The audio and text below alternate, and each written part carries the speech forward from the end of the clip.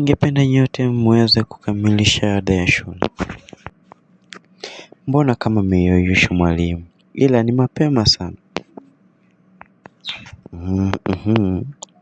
Mapema kwa kweli. Kwa ajili ya mtihani. Hilo sijui kama nimelipa. Wacha nipate faili kwanza. Pepela, usiwe na shaka wala hofu. Natumaini kila kitu kitakuwa sawa.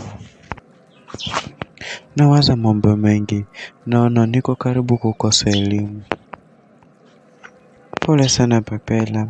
Kila kitu huja kwa nia yake. Labda kwa nia nzuri ama mbaya. Mbona kila wakati ukija hapa una mawazo? Ndiyo Pepela, mimi huja hapa iwapo nahisi joto. Nyumbani kwangu sio mbali na hapa.